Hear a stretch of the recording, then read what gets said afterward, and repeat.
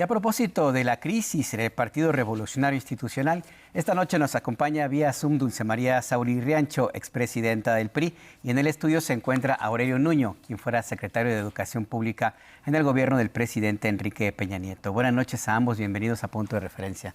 Aurelio, Dulce María. Muy buenas noches, Bienvenido, mucho Aurelio. gusto. Igualmente, muy buenas noches. Bienvenida, Gracias por Dulce la María. invitación. Pues quisiera una primera reacción, Dulce María, de esto que sucede en el PRI y que ayer parece que es apenas como la parte más visible de algo que tiene ya algún tiempo.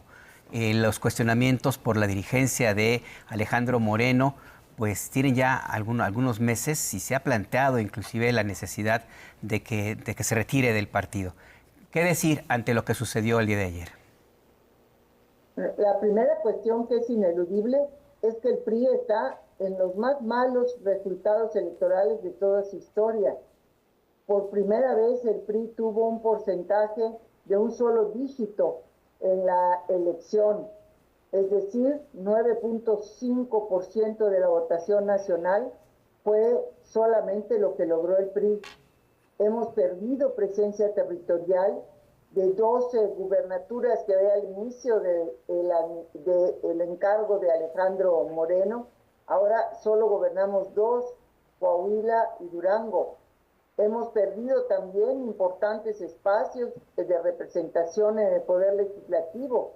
Estamos hablando de que el grupo parlamentario en la Cámara de Diputados va a ser muy probablemente de 35, y esto significa que es verdaderamente irrelevante si el PRI vota o no vota reformas constitucionales o reformas legales. Y una situación parecida se da en el Senado, ante que en ambas cámaras es muy probable que exista la mayoría absoluta y constitucional de Morena y sus aliados. Ante esto, la pérdida de densidad política del PRI es muy grande.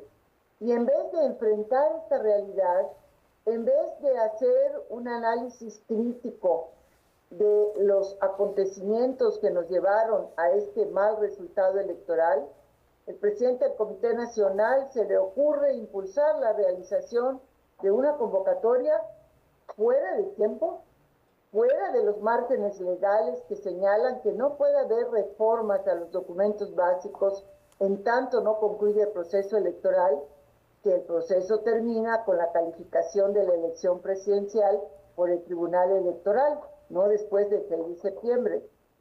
Todo con el propósito de quitar el candado a la reelección.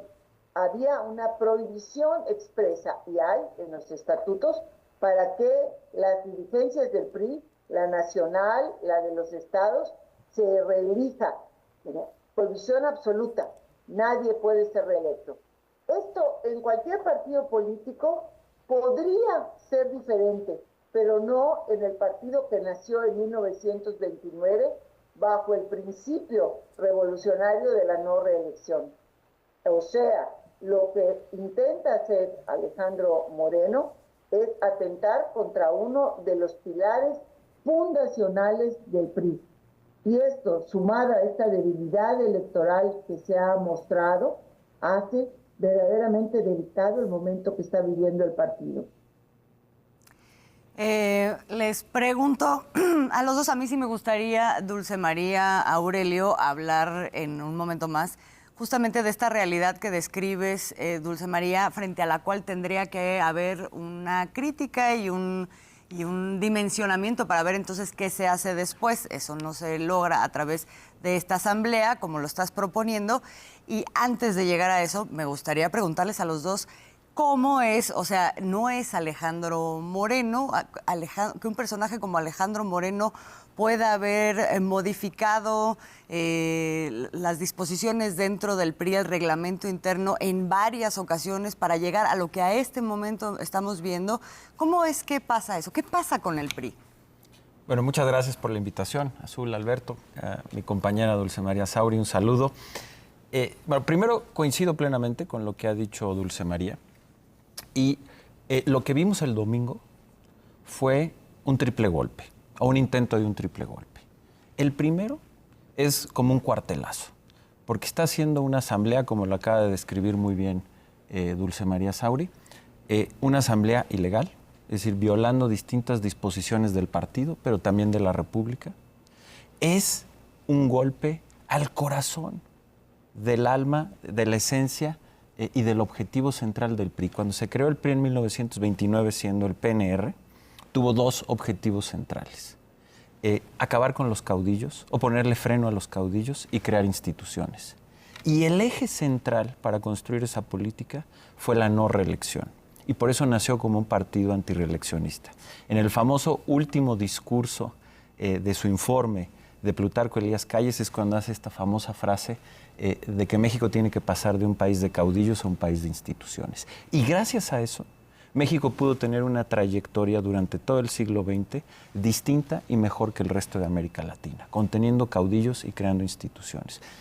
Y el presidente del partido, esta dirigencia, rompe completamente con ese principio fundacional del partido en su segundo golpe. Y el tercero es lo que decía Dulce María, es un golpe al presente y al futuro del partido. Después de tener la peor votación en casi 100 años, en casi 100 años tuvimos la peor votación de un partido. Esta ha sido la dirigencia que ha tenido los peores resultados de la historia en casi un siglo, y no por poco, con un resultado dramático. Por primera vez el PRI tuvo menos de tuvo solamente menos del 10% de votación, con menos de 6 millones de votos. En ese escándalo, en lugar de poner su renuncia sobre la mesa, tener un acto de intentar salvar al partido convocando a una asamblea legal, legítima, abierta, para una gran discusión en la que estuviéramos todos incluidos, intenta este triple golpe. Entonces, estamos frente a una situación absolutamente de alarma, en donde el partido está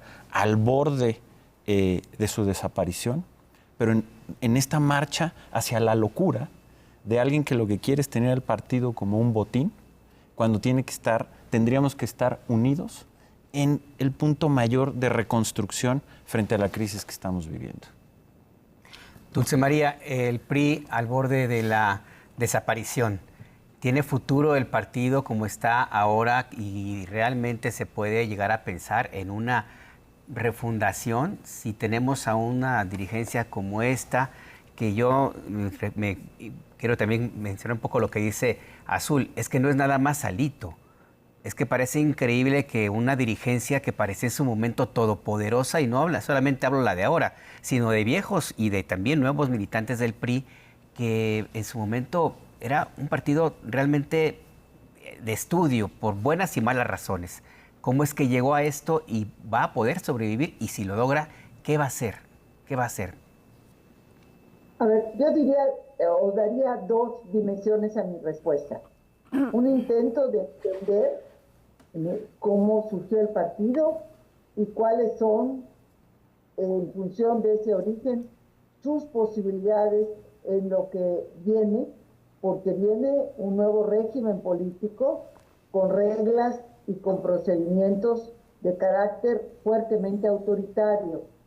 El PRI surgió desde el poder, surgió para defender al Estado de la Revolución y fue durante muchos años el partido hegemónico, el partido mayoritario que supo generar las condiciones para las transformaciones que fue viviendo nuestro país, para la creación de instituciones, como señaló hace un momento Aurelio, y también para poder ceder sus ventajas y dar cabida cada vez más en forma creciente a reglas equitativas para la competencia electoral.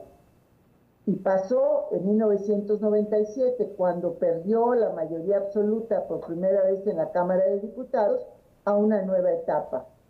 Esa nueva etapa que abrió para el país, conocida como la transición, se prolongó prácticamente hasta el 2 de junio pasado y estuvo caracterizada por una competencia entre partidos políticos que se enfrentaban y disputaban el gobierno, ganando o perdiendo en distintas ocasiones.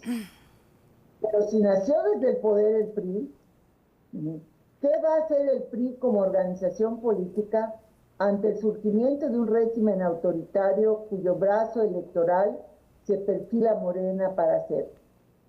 El PRI nunca ha luchado contra un régimen, nació de un régimen.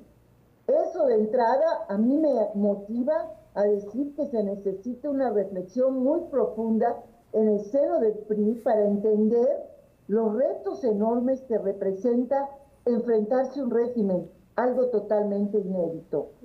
Y la otra parte, decir que estoy absolutamente convencida de que el PRI tiene viabilidad, primero para sobrevivir y luego para empezar un largo, lento proceso de reconstrucción, de refundación, de renovación, como le queramos poner, para darle o hacer su contribución a la democracia en el país bajo condiciones inéditas que seguramente vamos a vivir. Pero hay una condición fundamental. Eso no se puede hacer bajo la presidencia de Alejandro Moreno. Déjame proponer una cosa, Dulce María. Efectivamente, bueno, hay una claridad sobre lo que representa en este preciso instante un Alejandro Moreno con todo lo que hemos platicado y lo que hemos visto, pero dejando afuera a Alejandro Moreno, y quiero justamente hablar de esa refundación de la que hablas, de la que hablan otros priistas, tú mismo, Aurelio, en donde hoy hay una indignación profunda por haber cambiado este principio fundacional de la no reelección. Déjenme poner sobre la mesa el hecho de que el PRI tenía otros principios fundacionales que se fueron quedando en el camino. Y te lo pregunto a ti primero, Aurelio, porque finalmente tú fuiste también representante de un gobierno que también fue apabullado en las elecciones en 2018, justamente como una forma de la sociedad de separarse de una propuesta de PRI que había ido pues abandonándose. ¿O cómo lo ves? Sí, mira, primero, la indignación que existe hoy en el partido y en la militancia es, por supuesto, en primer lugar, por este cambio a una regla central, a la regla fundacional del partido de la no reelección. Pero es también una indignación, porque la asamblea que tuvimos fue una asamblea absolutamente ilegal e ilegítima. Es decir, fue una asamblea que se convocó a toda prisa, violando distintos reglamentos y las leyes de la República. Es una asamblea que se hizo prácticamente como clandestina, sí, en la que solamente fue un pequeño grupo que son los incondicionales de la dirigencia, dejando a un lado al resto de la militancia. Y en eso hay una profunda indignación también. Es decir, no solamente es el resultado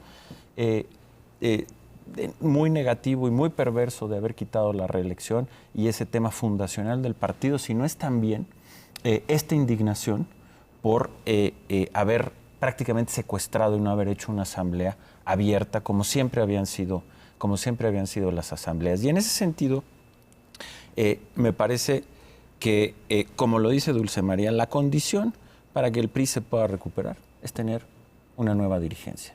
No puede ser con esta dirigencia, no puede ser con Alejandro Moreno al frente del PRI, ya lo vimos. Es decir, no existen las condiciones para que esta dirigencia pueda hacer una gran convocatoria, una convocatoria abierta, primero para una gran autocrítica, y ahorita voy a lo que tú decías, y segundo, para una discusión profunda de nuestro futuro que nos permita replantearnos, empezando por nuestra filosofía, decir en qué creemos, en nuestra ideología, para qué luchamos, qué país es el que queremos, cómo nos queremos organizar, cómo queremos modernizarnos, cómo queremos democratizarnos, en lugar de estar haciendo esto. A mí me parece que el PRI, y respondo a tu pregunta, en esta descripción que hacía Dulce María, de estos 70 años desde que se fundó el PRI, luego pasa por su etapa hegemónica y después por un proceso de democratización junto con todo el país, por supuesto con las presiones de distintos grupos populares, de los campesinos, de los trabajadores, de los estudiantes, de distintos partidos, pero el PRI se abre. Y se abre tomando su beta liberal. Don Jesús Reyes Heroles, un gran priista que fue presidente de nuestro partido, siendo secretario de Gobernación, hace esta gran apertura en la que se legaliza el Partido Comunista, se crean los diputados plurinominales para expresar toda la representación que tiene el país y empieza este proceso de democratización. Llega el año 2000, perdemos por primera vez la presidencia después de 70 años y cuando todo el mundo decía que el PRI estaba perdido, 12 años después pudimos recuperar en plena competencia democrática la presidencia, ganando una elección por amplio margen, derrotando a quien es hoy el presidente de la República, el licenciado Andrés Manuel López Obrador, y empezando una nueva política del PRI en democracia, que de inmediato invitó a los partidos de oposición a crear un gran pacto para hacer reformas muy profundas. Y me parece que en ese proceso, en donde vemos una transformación de un PRI mucho más democrático, dinámico, un PRI que recupera parte de la esencia de este priismo, que es, por un lado, una visión liberal del país y de la política, pero con un contenido popular. Y me parece que hoy en día, eso, y haciendo una autocrítica que fuimos perdiendo, es lo que tenemos que recuperar.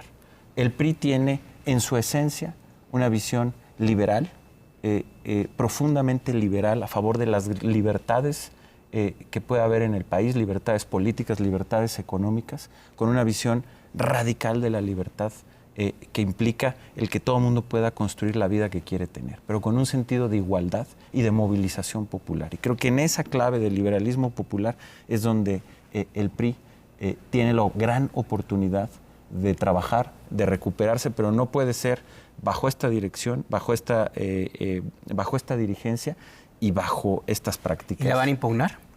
La vamos a impugnar, sin lugar a dudas, la vamos a impugnar. Un grupo muy grande, nos podrá hablar Dulce María con mucha amplitud, pero un grupo muy grande, la mayoría de los exdirigentes, exgobernadores, varios de quienes fuimos secretarios de Estado, frente a esta ilegalidad, la vamos a impugnar sin lugar a dudas. Dulce María, por favor, sobre esto que sigue, esta impugnación que están impulsando. Sí, a ver, hay dos vías. Es la vía política, que también ya hizo referencia Aurelio, de la denuncia de lo acontecido, en el que hay un fenómeno que quiero destacar, que los priistas han recuperado su voz. Es un partido que se caracteriza por sus silencios, porque confunde la disciplina con el silencio. Entonces, el hecho de que haya esa expresión de muchos militantes en contra de la vulneración del principio fundacional de la reelección es en sí mismo un cambio muy importante, porque tal parecía que el priismo iba como los corderos, en silencio al matadero, sin siquiera lanzar un balido. Bueno, pues no uno lanzamos muchos. Esa es una revolución política. La otra es la impugnación legal. Las reformas de esta asamblea, que tiene una dudosísima legalidad porque se hace en un tiempo en que no ha concluido el proceso electoral. Y eso de entrada vicia toda la organización de la asamblea y por lo tanto también sus resultados. Para hacer valer este argumento está la instancia del Instituto Nacional Electoral, y si el INE valida los resultados de la asamblea, entonces está el Tribunal Electoral, que es la última instancia que analiza la legalidad de la asamblea y de sus resultados. Y estamos organizados, tanto los expresidentes del Comité Ejecutivo Nacional que suscribimos el pronunciamiento, como exgobernadores, exsenadores, exdiputados, dando esta batalla por el partido, que es lo único que nos anima. Quiero también decirles que no estoy hablando solamente en la imaginación de que el PRI se puede recuperar. Yo era presidenta del Comité Ejecutivo Nacional cuando el PRI perdió por primera vez la presidencia de la República.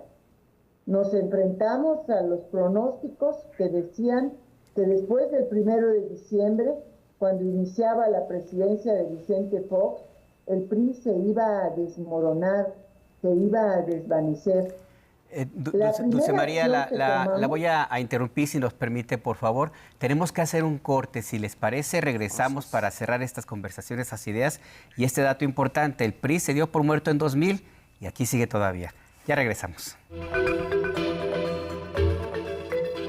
Seguimos en Punto de Referencia, tu noticiero. Conversamos con Dulce María Sauri, expresidenta del PRI, y con Aurelio Nuño, quien fue secretario de Educación en el gobierno de Enrique Peña Nieto, dos destacados priistas. Hablamos sobre el futuro del partido. Dulce María, hablábamos sobre la impugnación que está en proceso, que según nos ha comentado va a iniciar ya ante las autoridades electorales, y comentaba un dato que me pareció a mí puntual. En 2000 el PRI perdió la presidencia de la República desde que prácticamente nació.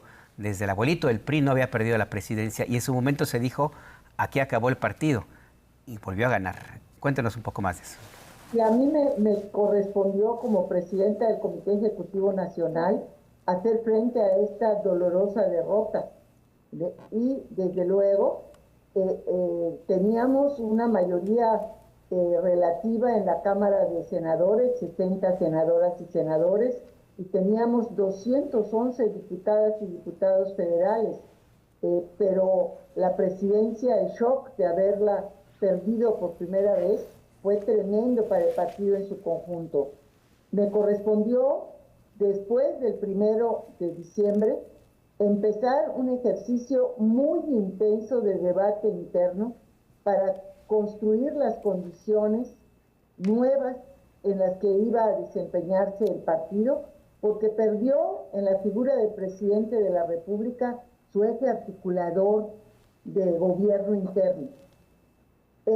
Nos encerramos 3 días, el Consejo en pleno, en aquellas épocas éramos alrededor de 320 consejeras y consejeros, a discutir todo sobre el partido. En Iztapan de la Sal hubo de todo, debates fuertísimos en la tribuna, abajo de la tribuna, todo, pero salimos de ahí con 2 acuerdos básicos. El primero, convocar una gran Asamblea Nacional que había de realizarse y culminar el 20 de noviembre de ese año. Y el segundo acuerdo fue que la dirigencia nacional del partido iba a cambiar una vez que estuvieran definidas las nuevas reglas en la Asamblea. Así, después de meses de un trabajo intensísimo, en que el debate se dio desde los seccionales, la estructura más pequeña de la organización priista, los comités municipales, los consejos estatales, los sectores, las organizaciones. Elegimos delegadas y delegados en un número de 12.500. Trabajamos en 5 sedes durante 3 días para llegar a las conclusiones de reforma de nuestros documentos básicos. Y allá se establecieron las nuevas orientaciones y tareas que el PRI tenía que acometer. Pero lo más importante fue que en toda esta preparación hubo una gran movilización priista. La gente se sintió partícipe de un proyecto. No fue sencillo. Las descalificaciones surgían por todos lados. La polémica era grande. Pero logramos acuerdos en lo fundamental, que esos fueron expresados en las conclusiones de la Asamblea, y posteriormente, en el mes de febrero, organizamos el primer proceso interno abierto, con voto directo y secreto, y logramos sacar a la primera dirigencia nacional producto de este proceso. La historia es de ustedes conocida. El PRI se levantó y empezó a caminar. No fue sencillo el trayecto. En 2006 nuevamente perdimos la presidencia de la República, pero continuó el trabajo y la determinación de construir reglas para el gobierno interno que ya no descansaran en la figura presidencial, que ya no tenía el PRI presidente de la República, pero tampoco en la dirigencia nacional del PRI, que no podía representar al interior del PRI lo que representó el presidente de la República. Y así logramos llegar al 2012 y el PRI ganó la presidencia con Enrique Peña Nieto. Hay un tema ahí también que me gustaría que lo conversáramos antes de ir cerrando esta conversación. Bueno, son 2. Y que son temas que atañen al PRI y están de una u otra forma vinculados. Pemex Gate en su momento en 2000 y el asesinato de Colosio anteriormente, que ahora dentro de la Asamblea Nacional Alejandro Moreno lo volvió a sacar adelante. ¿No sería necesario también hacer una revisión autocrítica aclarar perfectamente bien esto que ocurrió, ¿cómo pueden quitarse esta etiqueta, para ponerle de esta manera? El PRI sí aspiran a, una, refundarse, pero dos, a volver a gobernar. Y necesitan también que la gente no los vea como el partido donde murió, como fue asesinado Colosio, y el partido del Pemex Gate.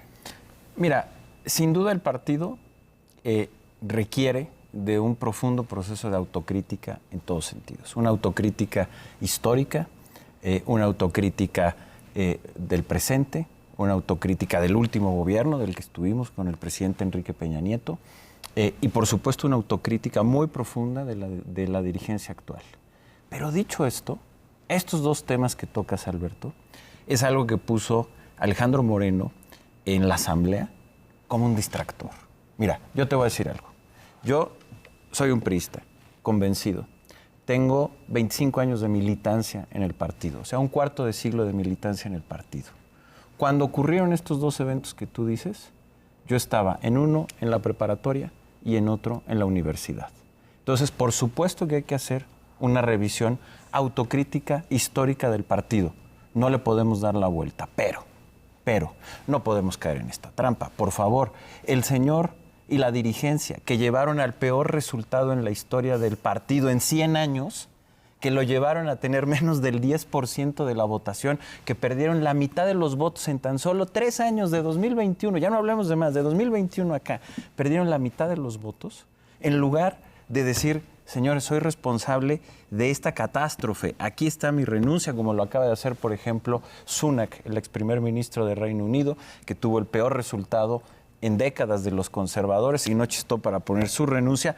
Obviamente como primer ministro perdió la elección, pero como presidente del partido de los conservadores. Entonces, repito, porque no quiero que se me malentienda, creo que un proceso de reconstrucción fuerte y profunda del PRI requiere de esa autocrítica histórica, pero los priistas no podemos caer en esta trampa de un señor que tiene que responder por ser la dirigencia más catastrófica que ha tenido el partido en un siglo y que quiere hablar de temas que pasaron hace más de un cuarto de siglo, en donde muchos de los militantes convencidos como yo, que ya tampoco soy de los más jóvenes, yo tengo 46 años, pero que cuando eso sucedió yo estaba en la escuela.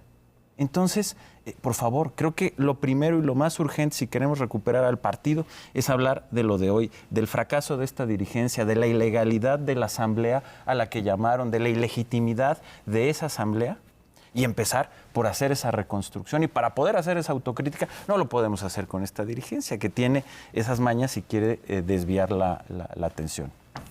¿Quisieras, Dulce María, cerrar algo, añadir algo a este comentario de Aurelio sobre esto mismo o sobre lo que quieras? Lo digo sobre esto mismo porque tú fuiste una de las aludidas con respecto al tema del Pemex Gate. Sí, me parece que ese asunto fue sobradamente discutido, procesado por la Fiscalía, por la entonces Procuraduría General de la República, que por cierto no era una Procuraduría del PRI, era de Acción Nacional, y en aquel momento no era constitucionalmente autónoma, dependía del Ejecutivo Federal, y que si hubiese habido cualquier elemento, seguramente hubieran procedido en nuestra contra. Entonces, yo coincido con esa visión, este es un distractor, para no hablar de lo verdaderamente importante que tiene que ver con el futuro inmediato del PRI y con su viabilidad como partido político. Porque si no hay corrección, si continúa la pendiente descendente de la votación del PRI, en el 2027 quizá tengamos alrededor de un 5% y en el 2030 el PRI estará arañando el 3% indispensable para conservar el registro y como le sucedió al PRD, tal vez no lo logre. Esto es la amenaza si no corregimos el rumbo. Y no me parece que el partido histórico, el partido que nació para garantizar la transmisión pacífica del poder en México, que impulsó la creación de las grandes instituciones de la democracia y la economía, merezca este final. Por eso estoy luchando y hay un número importante de priistas que coincidimos en ese esfuerzo de salvar al PRI. Pues Dulce María Sauri, Aurelio Nuño, muchas gracias por esta contrario. conversación esta noche en Punto de Referencia. Estaremos desde luego muy pendientes de este proceso que anuncian, que van a estar impulsando y pues en comunicación también. Gracias, Azul. Muchas gracias, Alberto. Gracias. Dulce. Gracias a los Muchas dos. gracias. Buenas noches. Hasta Buenas luego. noches, Dulce María Sauri.